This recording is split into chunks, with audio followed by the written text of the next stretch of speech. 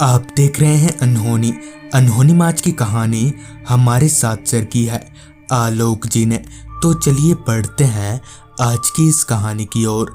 आज की इस वीडियो में आगे बढ़ने से पहले अगर आपने अभी तक हमारे चैनल को सब्सक्राइब नहीं किया है तो कर लें, और ऐसी ही और वीडियोस के लिए देखें डार्क फाइल्स। बारिश पूरी रफ्तार में बरसे जा रही थी। तेजी से कड़कती बिजली की आवाज हमारे रोंगटे खड़े कर रही थी। मैं अपने परिवार के साथ दुबक कर घर में बैठा हुआ था। दरअसल आज शाम से ही हमारे गांव में तेज बारिश हो रही थी और साथ ही साथ काफ़ी तेज हवाएं चल रही थी, जिस वजह से हमारे पूरे मोहल्ले की बिजली गायब थी। बारिश की रफ्तार को देखकर ऐसा लग नहीं रहा था कि बरसात थमने तक बिजली आएगी, लिहाजा हमने मोमबत्तियों का जुगाड़ कर लिया था।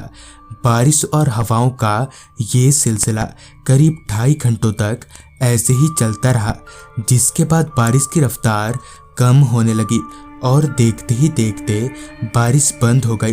बारिश बंद होने के कुछ देर बाद सभी के घरों में बिजली आ गई, मगर हमारे घर में अभी तक बिजली नहीं आई थी। मैंने इधर उधर नजरें घुमाई तो पता चला कि सिर्फ मेरे ही घर में बिजली नहीं आई है। मुझे पता चल गया कि मेरे ही घर में कुछ दिक्कत है, जिस वजह से मैंने अपना बाइक उठाया और किसी बिजली मिस्त्री की तलाश में निकल पड़ा। बारिश की वजह से रास्ता पूरी तरह से गीला हो चुका था, जिस वजह से मैं बाइक धीरे धीरे चला रहा था। तेज हवाओं की वजह से कई सारे पेड़ गिर गए थे। थोड़ी देर बाइक चलाने के बाद मैं एक बिजली मिस्त्री के घर पहुंचा और उसे पूरी बात बताई, जिस पर वो मेरे साथ चलने को तैयार हो गया। मेरे साथ मेरे घर पहुंचकर उस मिस्त्री ने अपना काम शुरू कर दिया। थोड़ी देर इधर उधर हाथ चलाने के बाद उस मिस्त्री ने प्रॉब्लम सॉल्व कर दिया। बिजली आ जाने के बाद मैंने उसे कुछ पैसे दिए। पैसे लेते हुए उस मिस्त्री ने कहा, भाई साहब जरा घर तक छोड़ देंगे, वो क्या है कि अब कोई साधन भी नहीं मिलेगा।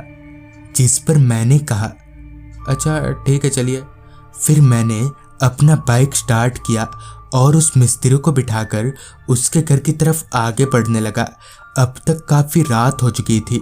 बाइक चलाते हुए मैंने एक नज़र हाथ घड़ी पर डाली तो वक्त हो रहा था रात के 10:30 बजे का।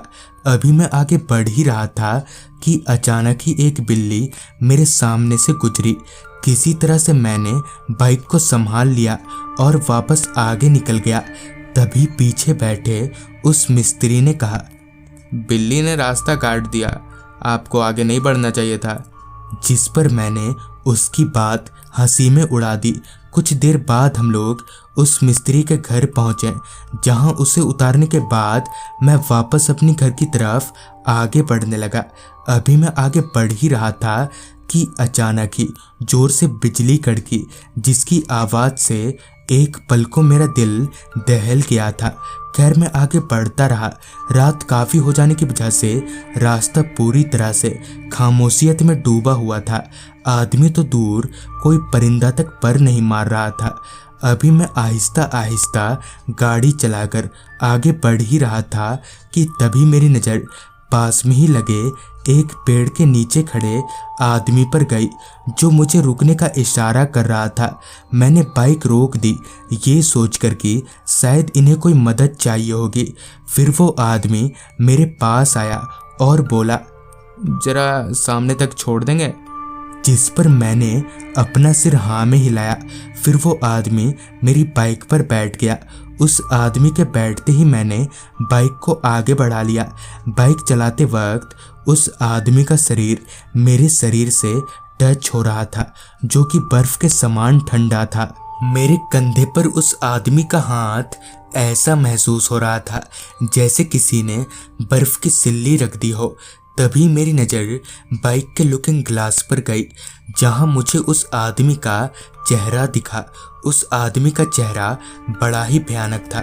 उसकी लंबी सी काली जीभ मेरे गले तक आ रही थी। उसका पूरा शरीर आग में झुलसा हुआ था। मगर तभी वो आदमी मेरे पीछे से कहीं गायब हो गया। फिर जब मैं घर पहुंचा तो मैंने सबको पूरी बात बताई, मगर किसी को कुछ समझ नहीं आया। सुबह होते ही ये बात गांव में आग की तरह फैल गई।